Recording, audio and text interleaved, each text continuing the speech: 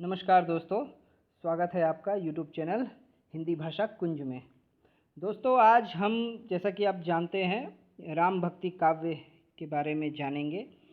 दोस्तों, इस वीडियो में मैं समग्र राम भक्ति काव्य का विवेचन करूंगा, इसलिए वीडियो थोड़ा सा लंबा होगा, लेकिन आप धैर्य न खोएं।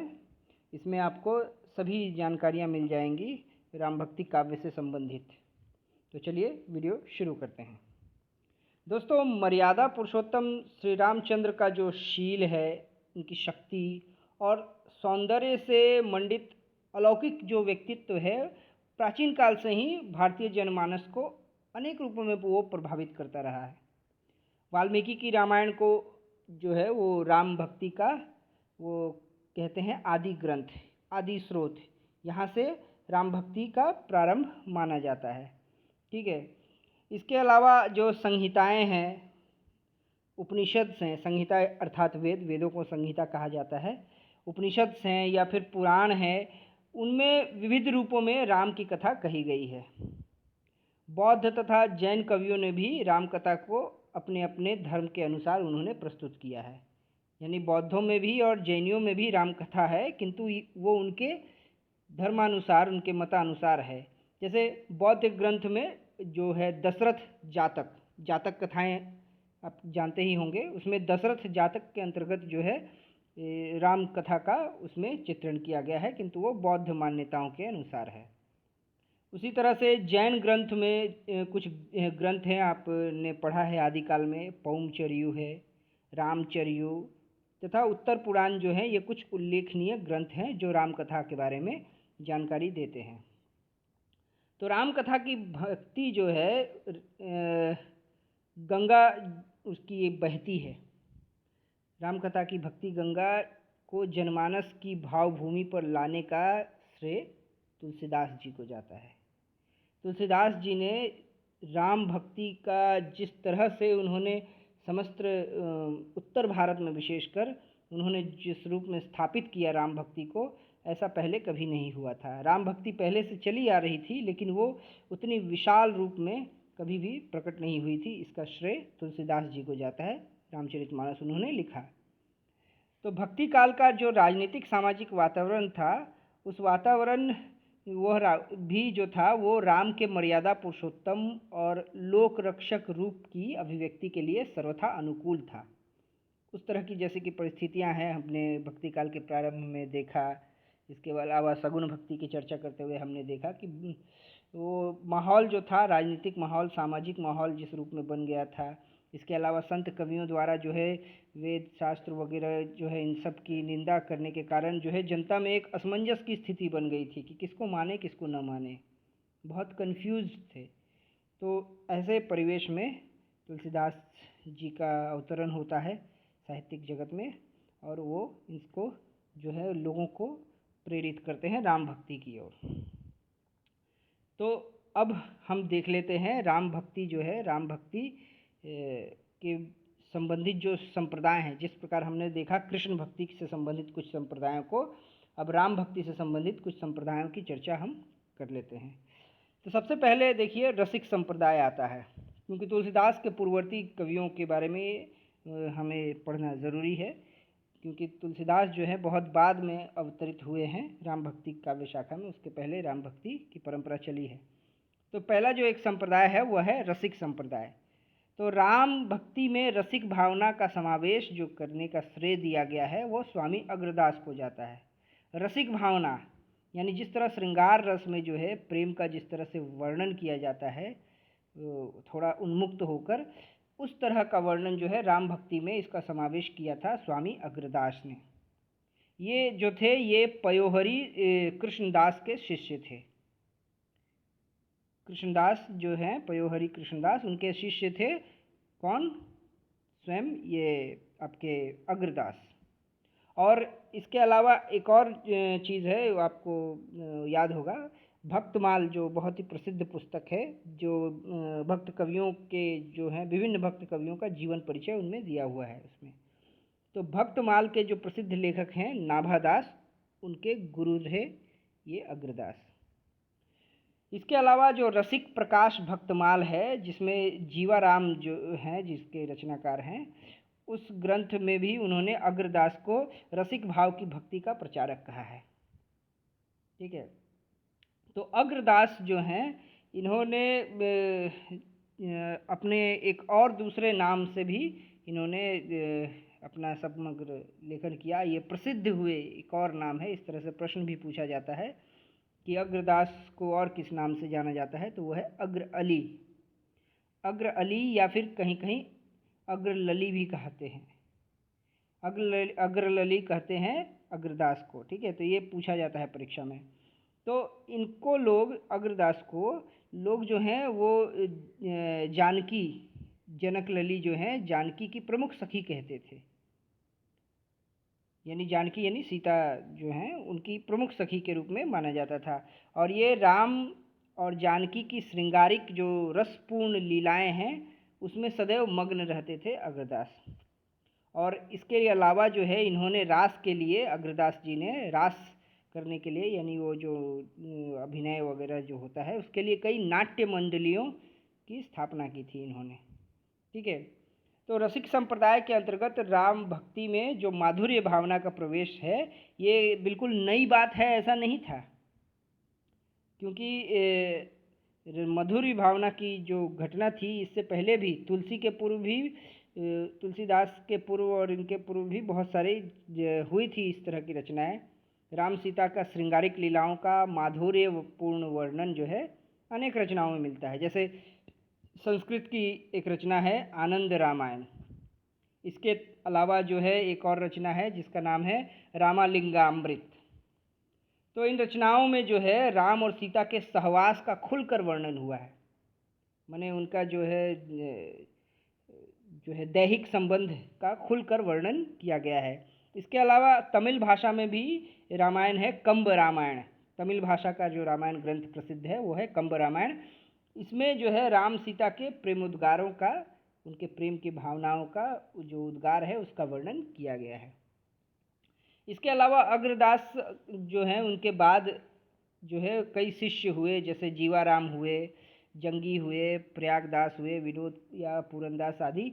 ये लोग भी जो है ये राम भक्ति में ये रसिक भावना का खूब प्रचार इन्होंने किया, किंतु उसके बाद ये संप्रदाय अधिक चला नहीं। ठीक है, तो ये पहला एक प्रमुख संप्रदाय है राम भक्ति से संबंधित। दूसरा जो प्रमुख संप्रदाय है उसका नाम है स्वसुखी संप्रदाय। तो स्वसुखी संप्रदाय जो है ये अयोध्या के रामचरण दास हैं, वो जो हैं इस संप्रदाय के संस्थापक थे। और इस संप्रदाय के राम भक्त जो हैं, जो भी इस संप्रदाय को मानने वाले थे राम भक्त, वे नारी का वेश धारण करते थे और लाल साहब यानी राम को लाल साहब भी कहते थे। तो लाल साहब को प्रसन्न करने के लिए अनेक प्रकार की रसपूर्ण लीलाएं करते थे। तो रामचरण दास के अतिरिक्त जो हैं इस संप्रदाय में और भी कई लोग हैं जो इस संप्रदाय के अनुयायी थे, जैसे जानकी चरण, बनारसी दास आदि ये लोग। अब तीसरा जो संप्रदाय है वो है तत्सुखी संप्रदाय। तो इस संप्रदाय की स्थापना जो है जीवाराम ने की, जो कि अग्रदास के शिष्य थे।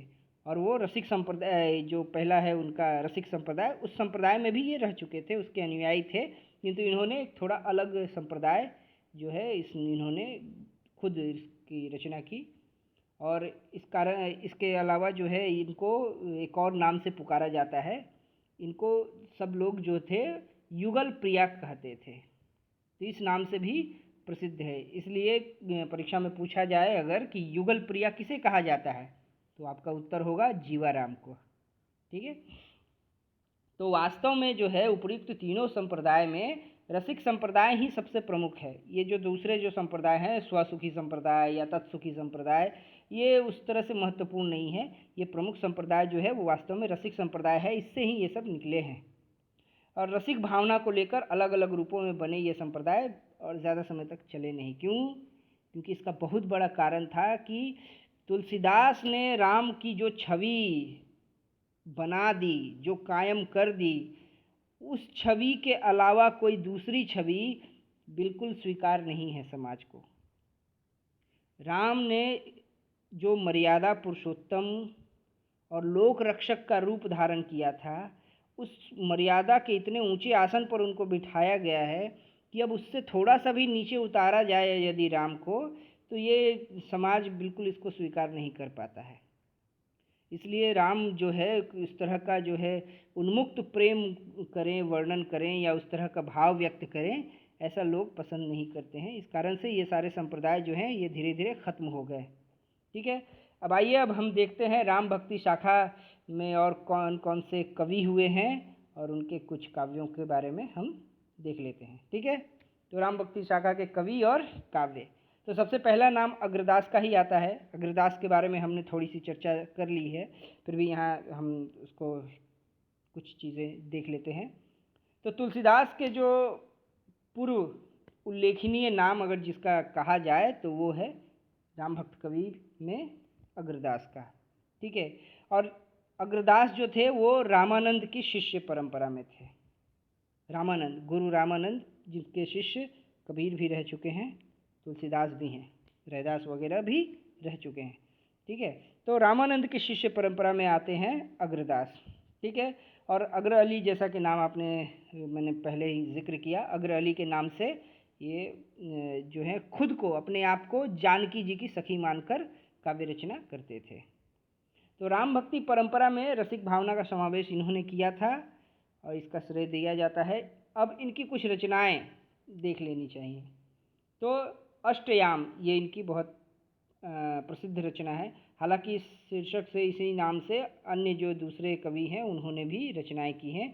नाभादास ने भी लिखी है इसी शीर्षक से एक पुस्तक अष्टयाम। ठीक है, तो फिर भी अष्टयाम का जो है लेखक अग्रदास को मूलतः माना जाता है।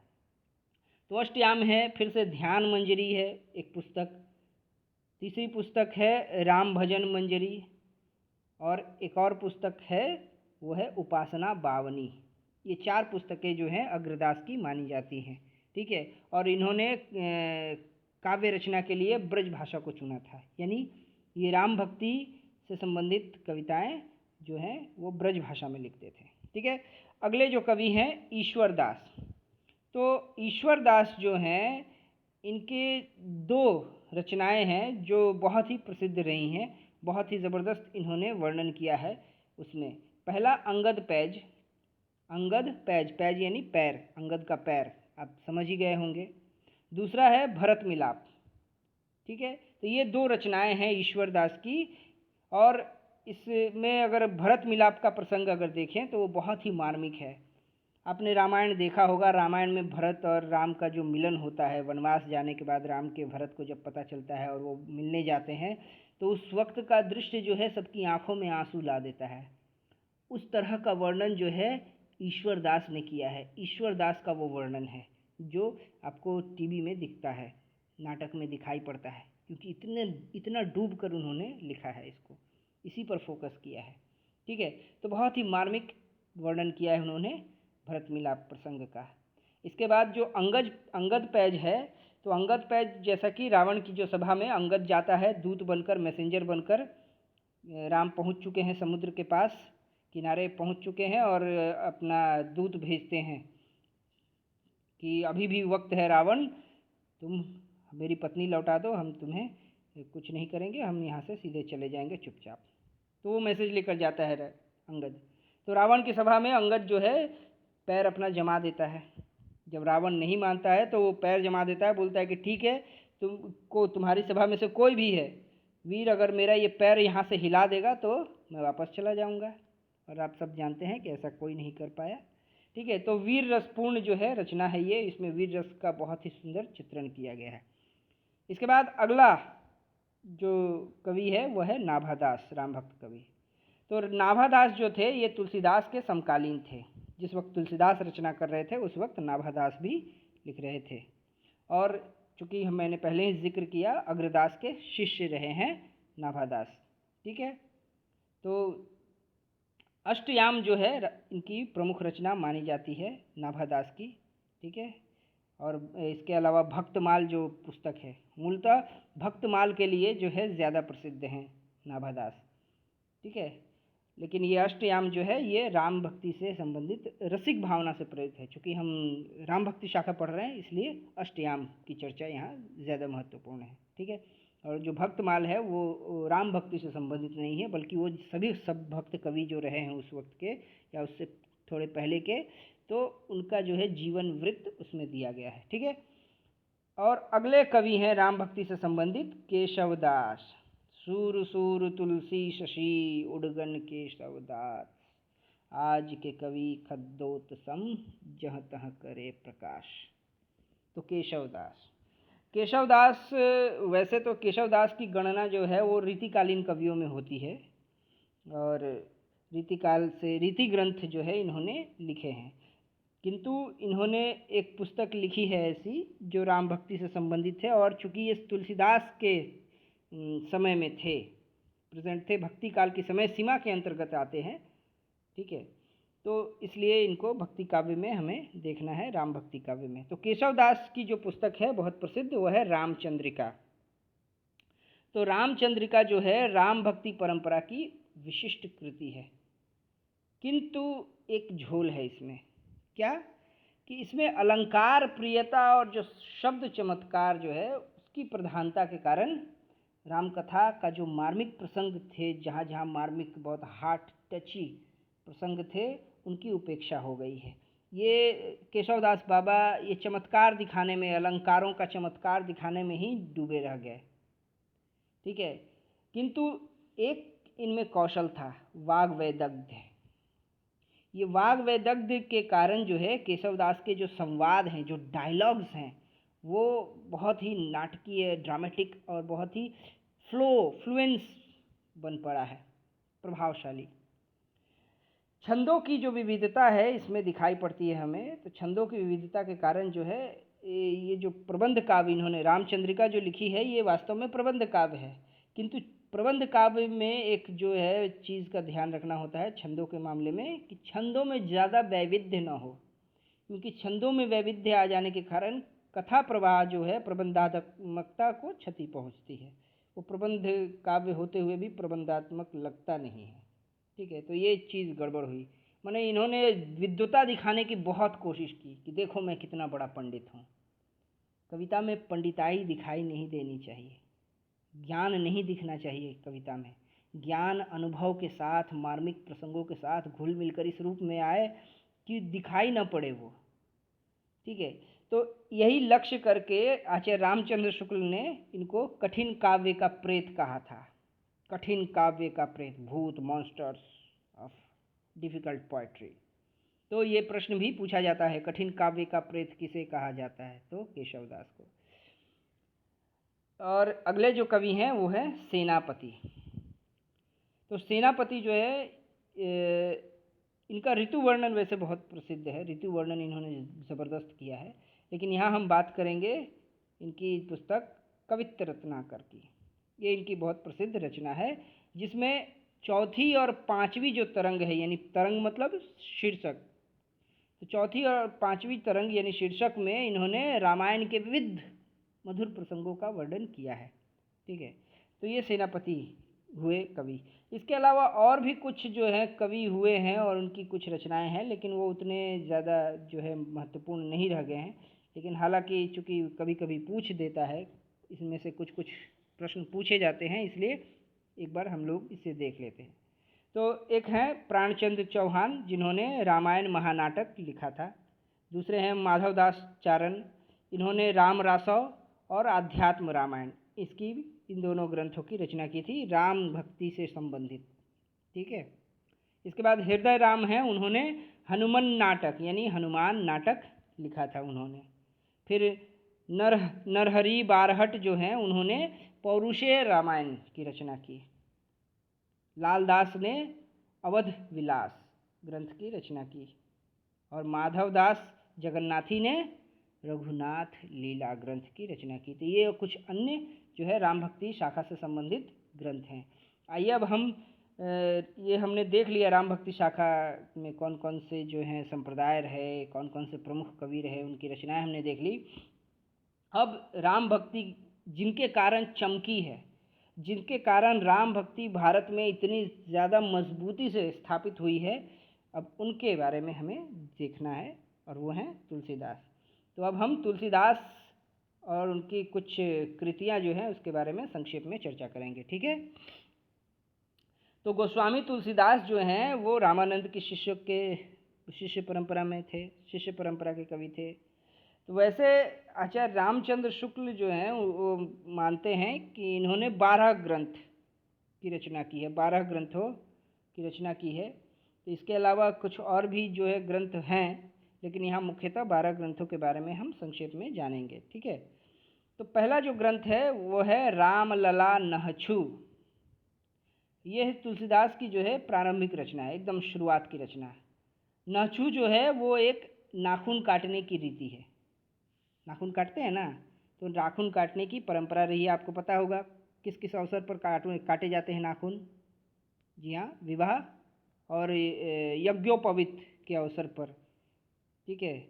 या इसी तरह से और भी कुछ कुछ अवसर होते हैं। तो अवध क्षेत्र में जो है विवाह और जो यज्ञोपवीत यानी जनेऊ जिसको कहा जाता है, पोइते बोलते हैं बंगला में। ठीक है।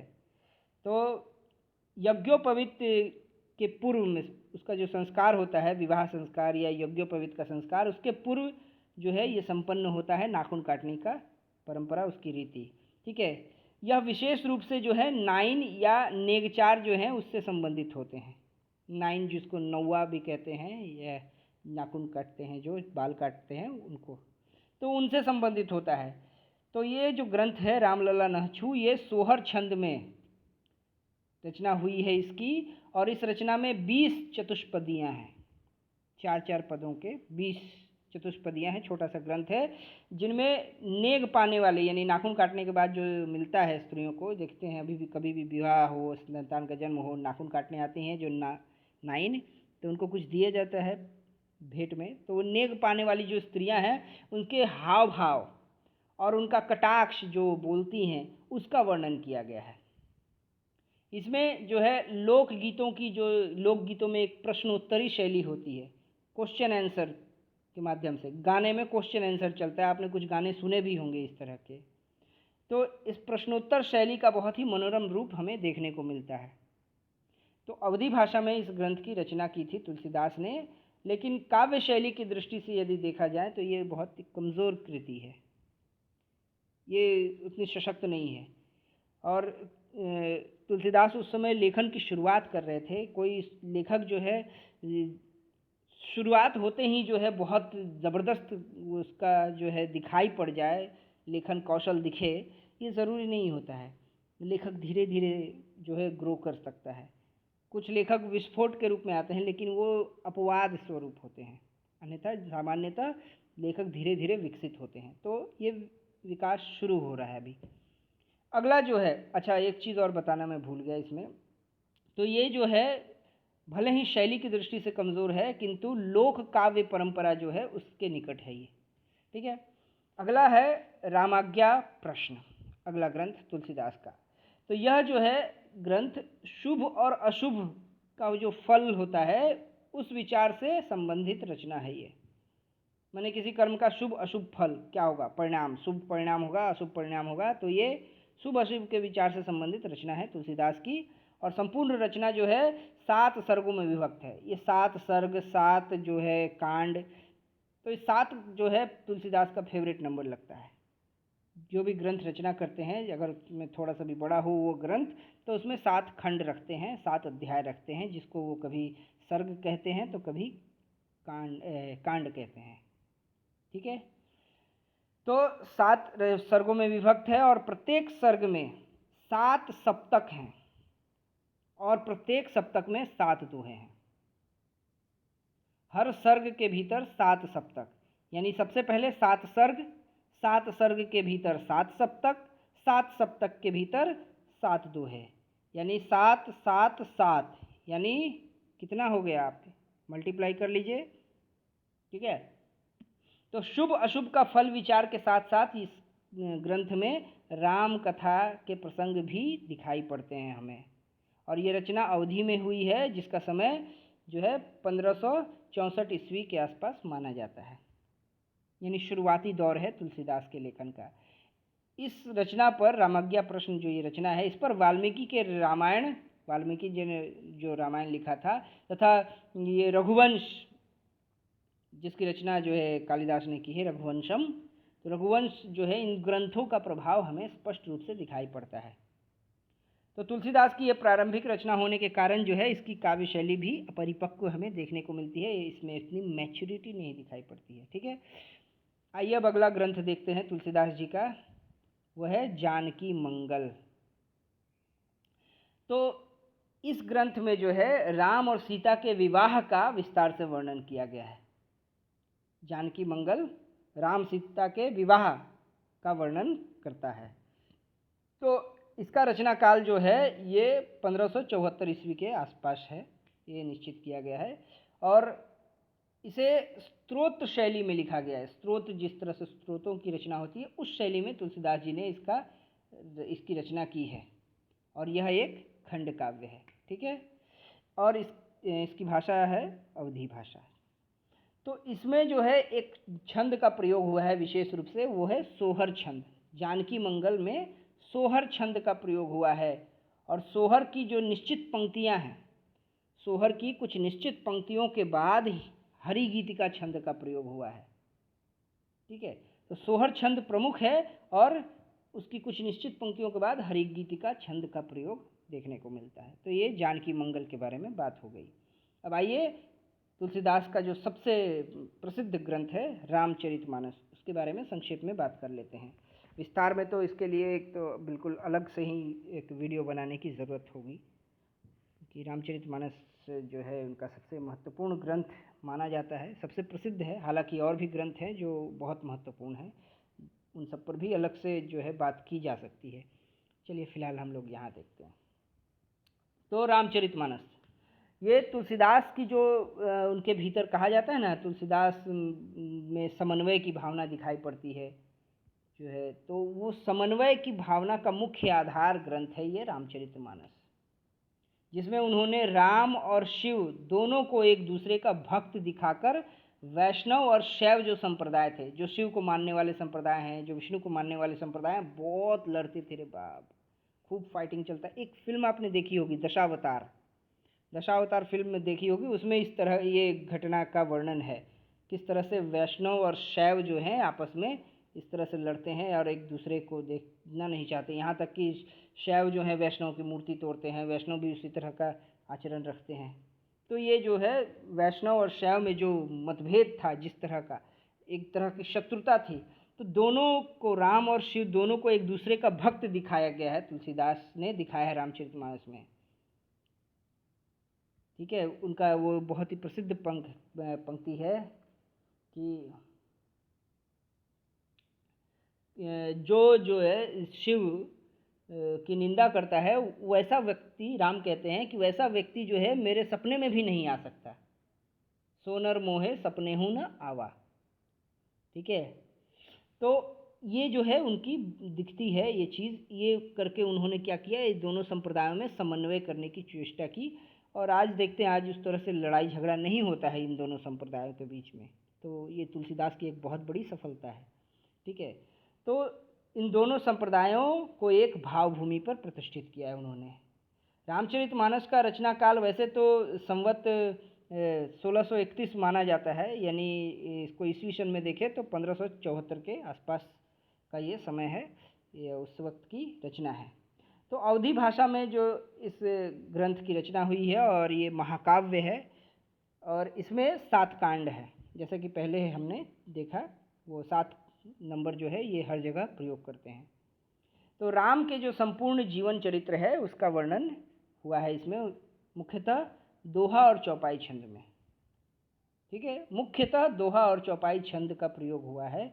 इसके अलावा रामचरितमानस का महत्व मूलतः इस बात में है कि इसके माध्यम से तुलसीदास ने लोक वेद की मर्यादा की प्रतिष्ठा की और जनता को जो है एक नया नायक, एक नया नहीं कहना चाहिए, एक ऐसा नायक दिया जो जनता को जो है उनकी चिंताओं से, उनकी दुराशाओं से दूर करे और सुख शांति का जो है एक सपना दिखाए। ठीक है, अगली रचना है पार्वती मंगल। तो ये जो है मंगल काव्य है। मंगल काव्य की एक विशेष शैली होती है, बांग्ला साहित्य में बहुत ज़्यादा लिखे गए हैं मंगल काव्य। मनसा मंगल, चंडी मंगल, इस तरह से बहुत से लिखे गए हैं।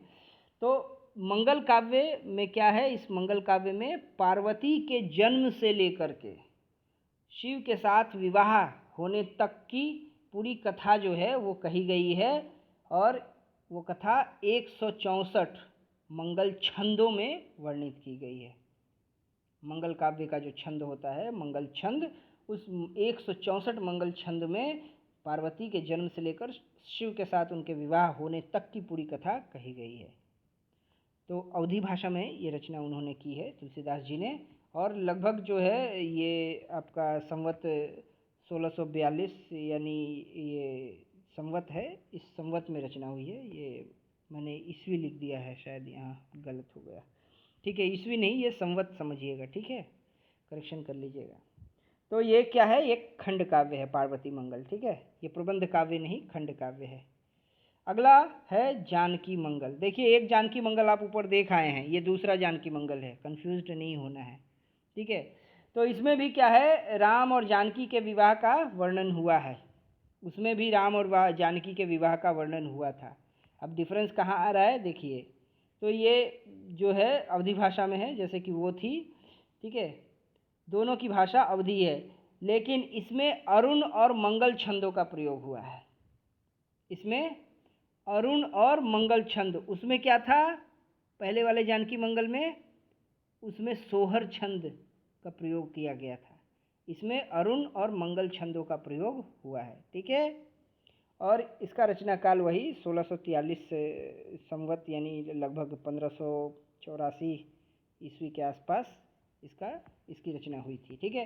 तो ये जो है पार्वती मंगल की तरह ही यह भी एक बहुत ही सुंदर खंड काव्य है। जानकी मंगल पार्वती मंगल की जैसा ही ये सुंदर खंड काव्य है। जिस तरह पार्वती मंगल खंड काव्य था, उसी तरह जानकी मंगल भी खंड काव्य है, बहुत सुंदर है। अगला देखते हैं गीतावली। तो इसमें जो है रामचरितमानस की तरह ही 7 कांड हैं। जैसे रामचरितमानस में 7 कांड हैं, तो यहाँ भी 7 कांड है, जिसमें क्या है, राम के जीवन के जो प्रमुख प्रसंग हैं, जो मेन उनका लाइफ का जो पार्ट है, वो उसका वर्णन इसमें है, ठीक है। और इसका रचना काल जो है 1655 संवत के आसपास माना गया है, जिसको आप ईस्वी सन में कहें तो 1597 के आसपास ईस्वी में रचना हुई है। तो ये जो है गीतावली जो है, इसकी रचना ब्रज भाषा में की है तुलसीदास जी ने। और काव्य रूप की दृष्टि से यदि देखें तो गीतावली को गीति काव्य की श्रेणी में रखा जाता है, यानी गाए जा सकते हैं, ये गेय हैं, ठीक है। तो ये गीतावली नाम से ही स्पष्ट पता चलता है, गीतावली है, गीत है इसमें, ठीक है। अगला है कृष्ण गीतावली। एक सिर्फ गीतावली, दूसरी है कृष्ण गीतावली, 8वां। तो इसका रचना काल माना जाता है संवत 1600 के लगभग माना जाता है, 1603 के आसपास, हाँ, संवत 1660 होगा, हाँ, संवत 1660 है, जिसको ईस्वी सन में देखें तो ये 1603 के आसपास ठहरता है, ठीक है, क्योंकि 57 वर्ष माइनस होता है, इसको ध्यान में रखेंगे। तो इसमें जो है कृष्ण गीतावली में तुलसीदास जी ने क्या किया है, कृष्ण की बाल लीला से लेकर के उसके उद्धव और गोपी का जो संवाद है वो बहुत फेमस है। भ्रमर गीत का आपने इसका पिछला वीडियो देखा ही होगा, भ्रमर गीत पर बना था। तो उद्धव संवाद जो है वो असल में भ्रमर गीत का ही है अंश, वो भ्रमर गीत ही है। तो कृष्ण गीतावली में तुलसीदास ने क्या किया है, कृष्ण की बाल लीला, बचपन की लीलाओं से लेकर के उद्धव जो संवाद है, गोपी संवाद, वहाँ तक की कथा के प्रसंगों का गीत की विधा में वर्णन किया है उन्होंने, गीत के रूप में उन्होंने वर्णन किया है। और यह भी एक मुक्तक काव्य है, प्रबंध काव्य भी नहीं, खंड काव्य भी नहीं, ये मुक्तक काव्य है, ठीक है। तो गीत जो होते हैं, जो शास्त्रीय गीत होते हैं, वो तरह तरह की राग रागनियों में बंधे होते हैं, अलग अलग राग हैं, अलग अलग मौसम के राग हैं, समय के राग हैं, तो इनमें बंधे होते हैं, ठीक है। तो कृष्ण गीतावली को अगर हम देखें, उसके वर्णन के बारे में देखें, तो स्पष्ट रूप से हमें दिखाई देता है कि सूरदास का प्रभाव भाई इस पर बहुत गहरा पड़ा है। तुलसीदास जी ने इस ग्रंथ की रचना सूरदास की रचना है सूर सागर का ज़बरदस्त प्रभाव हमें देखने को मिलता है, ठीक है। अगली रचना है विनय पत्रिका। तो ये जो रचना है विनय पत्रिका, ये बहुत ज़बरदस्त रचना है। हालांकि रामचरितमानस जो है वो बहुत ज़्यादा प्रसिद्ध है, किंतु कविता की दृष्टि से देखा जाए तो विनय पत्रिका जो है बेजोड़ रचना है तुलसीदास जी की। तो तुलसीदास के जो आत्मनिवेदन और उनकी कातरता जो है, भक्ति भावना, उनकी धीरता, गंभीरता, ये सब जो है विनय पत्रिका में हमें साफ देखी जा सकती है। रामचरितमानस के बाद यदि तुलसी की कोई रचना है जो विशिष्ट महत्व रखती है तो वो विनय पत्रिका ही है। इसमें भक्ति और विनय के लगभग 279 छंद हैं। ये ब्रज भाषा में लिखी है तुलसीदास जी ने ये रचना, और इसको मुक्तक काव्य की कोटि में रखा जाता है। ठीक है। और इसमें भी जो है उन्होंने राग रागनियों में बंधे हुए संगीतात्मक पद रचे हैं। तो ये भी राग रागनियों में बंधे हुए हैं, गाए जा सकते हैं। तो भक्तिपरक जो गीति रचनाएं हैं उसमें विनय पत्रिका एक बहुत ही उत्कृष्ट रचना मानी जाती है। अब अगला देखते हैं हम। अगली रचना है बरवे रामायण। इसे जो है संक्षिप्त रामायण भी कहा जाता है। माने जो रामायण लिखा है ना तुलसीदास ने, रामचरितमानस, तो वो विस्तृत है, तो ये शॉर्टकट रामायण, छोटा रामायण, पॉकेट रामायण। ठीक है। तो ये भी जो है 7 कांडों में है। तुलसीदास जी 7 कांड में हर चीज़ लिख रहे हैं। तो 7 कांडों में है लिखी हुई, और 69 बरवे छंद हैं इसमें। 69 बरवे छंदों में रचना की गई है। इसमें जो है जिस उन्मुक्त भाव से उन्होंने सीता का वर्णन किया है, बरवे रामायण में जिस तरह से सीता का उन्मुक्त वर्णन देखने को मिलता है, एकदम उसे देखकर कुछ लोग जो है वो संदेह करते हैं कि ये तुलसीदास की रचना नहीं है। तुलसीदास इतने मर्यादावादी कवि, मर्यादा पुरुषोत्तम राम का चरित्र उन्होंने गढ़ा, इतने मर्यादावादी कवि इस तरह से थोड़ा उन्मुक्त किस रूप में उन्मुक्त वर्णन कैसे कर सकते हैं? तो कुछ लोगों को विश्वास नहीं होता, इसलिए कहते हैं नहीं, ये तुलसीदास की रचना नहीं रहे। ठीक है। तो बरवे रामायण की रचना जो है, अगर उसका पैटर्न अच्छे से देखा जाए तो जो रहीम है, रहीम के दोहे पढ़े हैं, बहुत प्रसिद्ध हैं रहीम दास। तो रहीम दास के जो बरवे नायिका उनका जो ग्रंथ है, उससे प्रेरित होकर लिखी गई मालूम पड़ती है। एकदम पैटर्न वैसा ही है। और कहने को तो यह भी आता है कि रहीम ने ही आग्रह किया था तुलसीदास से कि वो इस तरह का एक लिखें, ऐसा सुनने में आता है। डॉक्टर बच्चन सिंह हिंदी साहित्य का दूसरा इतिहास जो पुस्तक है उनकी, उसमें वो उल्लेख करते हैं इसका। ठीक है। तो इस ग्रंथ में, बरवे रामायण में, अलंकारों की प्रधानता देखने को मिलती है, और ऐसा प्रतीत होता है कि तुलसीदास ने ये जो रचना लिखी है, ये रचना जो है मुख्यतः अलंकार के कौशल का प्रदर्शन करने के लिए लिखी, उस उद्देश्य से की है। उनका उद्देश्य यहाँ जो है अलंकारों का, कि वो कितने अलंकार में दक्ष हैं, एक्सपर्ट हैं, ये दिखाने के लिए उन्होंने इस ग्रंथ की रचना की है, ऐसा लगता है देखकर। ठीक है। अगली रचना है दोहावली। तो अवधी भाषा में लिखी गई है ये रचना। ये भी बहुत अच्छी रचना है, और इस भाषा में, अवधी भाषा में 573 दोहे हैं, ये संकलित किए हैं यहाँ इसमें हैं दोहावली में। ठीक है। कुछ कुछ सोरठे भी हैं, सोरठा छंद है। दोहा जिस तरह से छंद है उसी तरह से सोरठा भी छंद है। तो कुछ सोरठे भी हैं, और ये जो सभी दोहे हैं इसमें जितने संकलित हैं, 573 दोहे, ये तुलसीदास के अलग अलग जो ग्रंथ हैं उनमें से चुन चुन कर कलेक्ट किए गए हैं। जैसे वैराग्य संदीपनी है एक ग्रंथ, दूसरा है रामाज्ञा प्रश्न, तीसरा रामचरितमानस जो सबसे प्रसिद्ध ग्रंथ है उनका। तो इन सब से लिए गए चुने हुए दोहे इसमें संकलित कर दिए गए हैं। इसलिए जो दोहावली है, दोहावली को तुलसीदास का ग्रंथ न कहकर वो जो है संकलन कहा जाना चाहिए। ये स्वतंत्र रचना नहीं है, ये स्वतंत्र रूप से इसको की रचना तुलसीदास जी ने नहीं की। ठीक है। लेकिन उनके नाम से चलती है, क्योंकि इसमें जो दोहे हैं वो सब तो उन्हीं के लिखे हुए हैं। दोहे या सोरठे जो हैं छंद, ये सब उन्हीं के लिखे हुए हैं, लेकिन अलग अलग पुस्तकों से एक जगह कलेक्ट कर दिया गया है, संग्रह है एक तरह से, संकलन। अगला है अंतिम आज का कवितावली।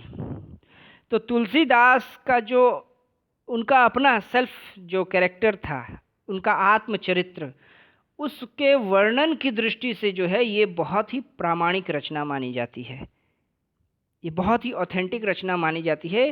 तुलसीदास के बारे में हमें बहुत सारी जानकारियाँ मिलती हैं।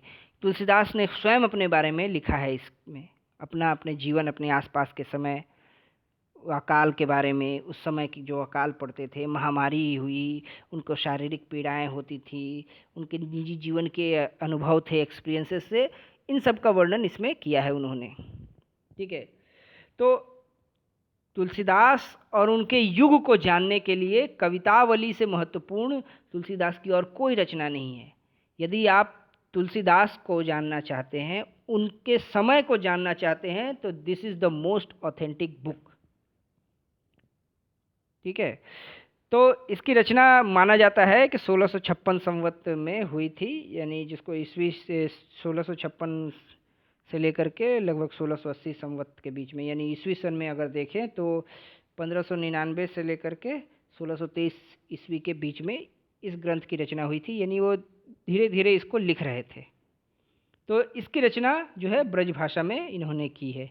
ठीक है, और इसमें लगभग 552 छंद, 552 छंद इसमें आपको देखने को मिलेंगे, और ये भी 7 कांडों में विभक्त है कवितावली।